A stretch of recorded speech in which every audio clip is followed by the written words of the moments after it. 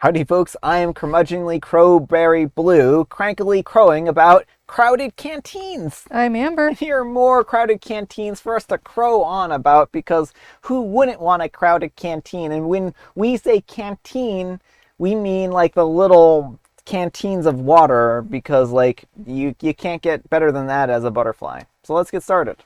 Other than maybe if it's Reddit stories. Alright folks, and our first letter is titled, Am I a Jerk for Not Giving My Late Sister's Wedding Dress to Her Fiancé's New Bride?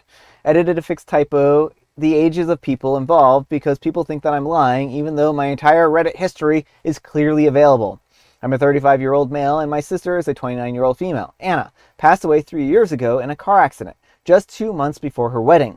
She and her fiancé, Matt, a 32-year-old male, were together for 5 years and genuinely loved each other.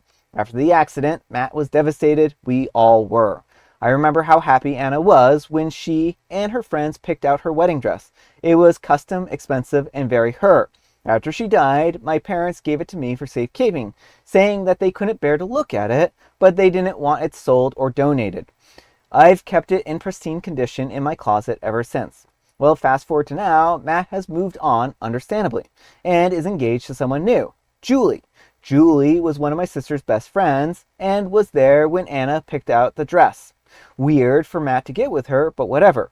But here's the bigger issue. Julie reached out to me directly and asked if she could wear Anna's dress for her wedding, as a way to, quote, honor Anna symbolically and bring her into the ceremony.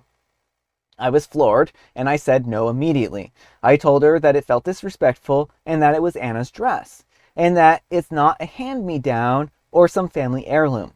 I also told her that I thought that it was weird that she would want to wear it. She said that she thought that it would be a beautiful gesture, and that I was making this about me. My sister died, and you swooped in and are marrying her fiancé, but I'm the jerk? Matt called me, and he wasn't angry, but he said that Julie had good intentions and that this would bring closure to everyone. I asked him if he thought Anna would be okay with this, and he said yes. I don't agree. Anna was incredibly sentimental in private. She would have been horrified. Mind you, none of my family has been invited to this wedding. Not me, not my parents, not my brother. Matt is marrying Julie and wants her $10,000 dress and hasn't even invited any of our family. Now my parents are saying that I should have at least discussed it with them before refusing. Julie posted some vague story on Instagram about being shut out by people who claim to care about love. And now mutual friends are messaging me saying that I'm being petty and bitter. I feel like the only sane person here. Am I the jerk? All right, folks, what do you think? No, not the jerk. There are all kinds of ways to honor Julie that do not involve taking her $10,000 dress. This just seems like a cash grab at this point in time. They don't want to shell out the money for a custom dress or can't afford a $10,000 dress, and they're like, let's steal one from a dead person. Yeah, I think Julie is being incredibly selfish here in the respect that this doesn't feel so much about honoring their memory as it does feels like them trying to justify being with her best friend's former fiance, right? And I think that that's the biggest issue here. I think that they should be, I don't think that it was wrong to ask, but I think that they need to be respectful of OP and potentially Anna's wishes, right? And I think they also need to be open and honest about their motivations here. Like, This is clearly not to try and honor her. Like Opie pointed out, no one in the family has been included in this. Mm-hmm. This is just a pure cash grab. Well, and that's the problem I have, is like this feels more like a cash grab than it does to feel like a way to honor them. But I don't think that, I think that this could be, maybe they could still have some good intentions. There might be multiple conflicting or multiple different motivations for this. If they want to, I just like have a very strong suspicion there's no good intentions here. If they want to honor her, like there's like lots of people have like photo walls or they like candles or any number of things that don't require a $10,000 dress. Well, sure. And I mean, that's the problem I see here, is that there's a really big financial incentive. And it's hard to take this with sincerity, given the amount of money online. Well, that's the thing. Is like if they had asked for literally anything else, like to borrow a piece of jewelry, even like not necessarily something that has a huge financial value, but a huge sentimental value. But also like the groom wanting to see his former fiance's best friend in her wedding dress. Yeah, that feels really icky to me. Like he's seeing his bride to be coming down the aisle in his former fiance's wedding dress. Yeah. And he has no problem with that because, again, it's a cash grab. Yeah. So I really have a lot of complicated feelings here. I don't think there's anything wrong with asking to borrow something or even borrow a dress. I do think that there is going to be a lot of hurt, from a situation like this, especially, since it does feel like a cash grab. And I would say that if this is a sincere effort to include Anna in the wedding, that there are better ways of doing it, and that they need to investigate those and talk to Anna's family about how they can include her in the wedding, right? And I think that that's really where they need to go from here if they feel strongly about this. But let me know what you folks think. So anyhow, take care and good luck. And Big Violinist 1559 says, "You're the jerk. I'm sorry, but what are you going to do with it? You're going to keep it in pristine condition? It's just sitting in your closet collecting dust. There's no way your sister wasn't a bigger part of her fiance's life than you were. This is just how it works. If she had died 2 months later, it would have been Matt's dress. People find each other in grief all the time, and they are absolutely trying to honor your sister. Don't get hung up on the price of the dress. I'm sure that they would just be as happy to borrow it. The memory of your sister can live on in the people closest to her, or you can just let them forget her and leave the dress to be thrown away when you eventually die. Your decision, ultimately, though." And OP replies, "I appreciate your opinion. For some reason, it just feels so icky to me because it's my dead sister's dress. I can't get past that. Seeing pictures of her friends wearing the dress, marrying her fiancé when she's dead in the ground, that just feels disgusting to me." Well, and I'd also like to point out that there are probably other ways that they could honor Anna's memory, the OP and their family. Like, for instance, if there are eventually grandchildren or something like that they could pass this dress down to.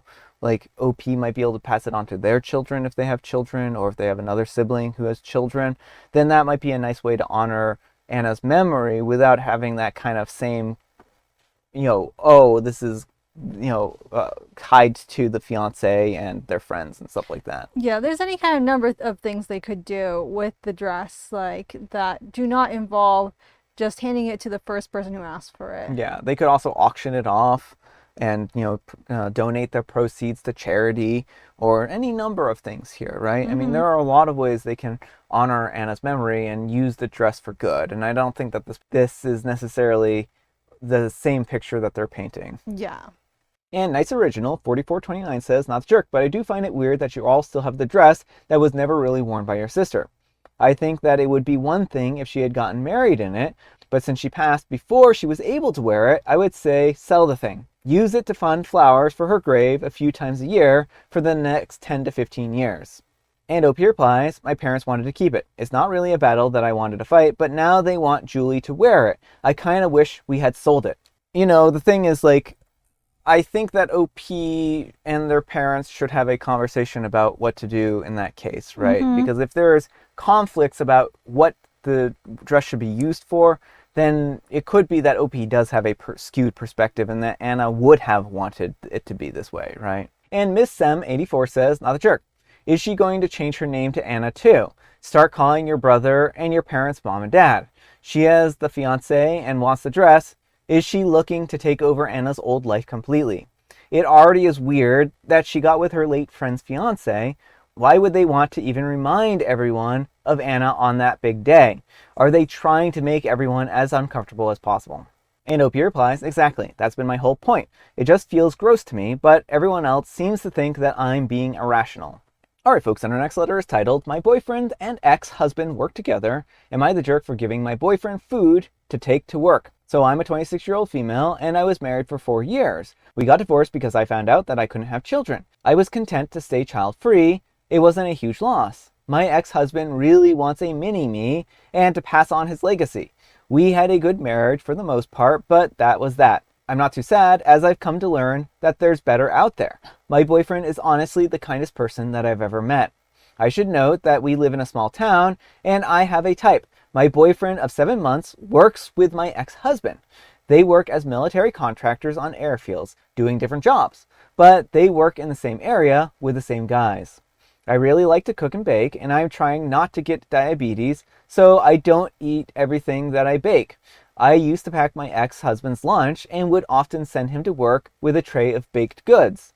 I've taken extensive culinary classes around baking, and I've been told that the stuff that I make is really good. Funnily enough, when my boyfriend and I met, he said that he always loved the stuff that I made for the shop when I was married to my ex-husband. Now that I pack my boyfriend's lunch and send him all the stuff that they take to work. Apparently, a bunch of the guys that they work with have been giving my ex-husband grief. Dating has apparently been not going very good for him. I'm not shocked. Apparently, this has just been making him not look forward to going to work. My boyfriend is significantly more attractive than my ex-husband, and they're making jokes about how I upgraded from one mechanic to another. My boyfriend doesn't mind because the jokes paint him in a good light, and they tell him that he's lucky, etc. He sent me a long message asking me to stop sending stuff to work with my boyfriend so the guys will leave him alone. He asked me not to come to their annual 4th of July thing. I feel like he's trying to make his problems my problems. I don't feel like it's a fair request, but I'm not completely unempathetic, so I'm willing to stop if most people think that I should. Am I the jerk? All right, folks, what do you think? No, not the jerk. If ex-husband is having problems with his coworkers, he can talk to them. But you don't have to stop preparing food for your boyfriend just because your ex doesn't like it. Yeah, this is an HR problem, not an OP's problem, right? And certainly, like, they shouldn't be bullying him. And that I can understand is probably uncomfortable. But it doesn't necessarily sound like it's going too far. It's just more like a ribbing of like, haha, look, she upgraded or something like that to, whatever, right? So it doesn't sound like super disparaging or anything like that. But if he's uncomfortable, they should stop making fun of them, right? Well, that's the thing. It's like, yeah, like they are military contractors, and so like I feel like that kind of banter is more common. Probably. And it might be hard to like even talk to someone and get them to take it seriously because of the environment. So he is in a little bit of between a rock and a hard place in that respect, which is unfortunate. But again, that's not an OP problem. Yeah, and I do feel for OP here. I mean, I think that OPs should talk to their partner and say that they don't really want him engaging in that kind of like. Yeah, hopefully he isn't bullying. being part of it. Yeah, I hope he isn't. It doesn't sound like he is necessarily. It just sounds like the other guys are kind of like, ragging on them. But I don't know. This isn't OP's problem, and he needs to find out an alternate solution. If that's reporting his coworkers to the HR department, then that's reporting his coworkers to the HR department, right? Yeah. But let me know what you folks think. So anyhow, take care and good luck. Alright folks, and our next letter is titled, Am I a Jerk for Walking Out on a Family Dinner Because My Sister and My Husband Implied That They Were Sleeping Together?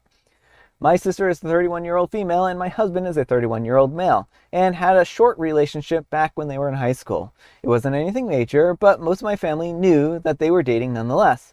Fast forward to my now husband going to a nearby state school and my sister leaving town for college. They broke up, but they still remained good friends. In the meantime, me and him got closer and we started dating. My sister was cool with it as they had left on good terms and they didn't have any romantic feelings towards each other anymore. Fast forward to now. I'm a 28-year-old female and me and my husband have been married for 2 years and we are expecting a baby girl in October. My family usually has a big dinner every 3 months to get in touch with the whole family. We were supposed to reveal our baby's gender at this specific dinner. I had it all planned out. My sister ordered a big cake since she was the only one who knew the gender of the baby. The cake was brought out in the middle of our gathering. Once we cut open, it was revealed that we would have a baby girl. I was thrilled, but my family and my husband were hoping for a boy. That's when my parents commented that we should try for a boy next time. It was a joke and we all laughed at it. But then my husband said, "Why wait that long?" And then he winked at my sister in front of the whole family. My sister laughed at that and said that it wasn't a bad idea. I was confused as what they were implying, so I questioned them about it. And my husband said, well, we could always spark up an old romance. I was so embarrassed and upset that I walked out away from the table and stormed out of the house. I got into my car and I drove to my best friend's house. When I got there, I broke down crying. I couldn't understand why they would hint at something like that, especially when they know that I've been cheated on before. When I explained the situation to my friend, she was also confused and comforted me. I slept over at her house. I'm still currently there, but I woke up to multiple missed calls and texts from my family. Mainly my sister and my husband. Everyone, including my mom and dad, think that I'm overreacting and that it was just a light-hearted joke. My sister wants me to stop acting so childish and go back home to my husband. I was too angry to look at any of the texts that my husband sent. Am I the jerk for refusing to respond to my husband after he made a joke about cheating on me with my sister? All right, folks, what do you think? No, not the jerk. If they are not currently knocking boots, I have a feeling it's happening very soon. The joke they made was so inappropriate and over the line that, like, I don't know how the entire family wasn't, like, raising eyebrows and, like, being a little more inquisitive. Why? What was the punchline? What was the punchline? We're sleeping together? That's not a punchline. That's cheating. Yeah. Right? Like, that's not a punchline. This isn't it has to be funny to everybody. Your severely pregnant wife should not feel like she's being discarded for another woman, especially her sister, Well, right? the sad thing is that we know how often, people cheat when their partner is pregnant. Yeah. Like, that is a huge issue. And Yeah. so that's why a big concern here is that, hubby has decided to rekindle things with sister now that OP's pregnant. And I think that there may very well be something going on. I mean, they said this so casually, Just so right? brazenly. Like, this is the most normal thing in the world. And it's almost like they were trying to normalize it and treat it like OP is the one who's being unreasonable when it does not feel that way. It doesn't feel like OP is being unreasonable. It feels like they said something deeply hurtful. But let me know what you folks think. So anyhow, take care and good luck. All right, folks, it is tea time. Grab your beverages of choice. I've got some tea right here, and Amber, she has a joke. Who solemnizes a canine wedding? Who what? Solemnizes a canine wedding. Solemnizes a canine wedding? Who? An ARF-itiant. Okay, that's why you used such a weird, obscure word to make that joke. It was a good joke. I'm not saying it wasn't, but it is not a word that I hear used very often. Solemnize the union? Yes. Like, I feel like that's really common. Really? Yes. Let me know what you folks think. Is that a common word? It's also National Pet Wedding Week. So make sure to go find some pets and then get them wed together. I don't know why you would want to do that, but have your pets wed and neutered. I don't know.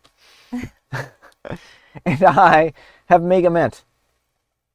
All right, folks, that's all the time we have for today. Thank you so much for watching. Happy Manic Monday, folks. I hope your Monday is off to a great start. Amber, we need some kind of moral advice and or guidance, and please have it on unfunny jokes. Don't joke about cheating. That is almost never a good idea. Yeah. Thanks so much for watching, and we'll see you all tomorrow. Bye.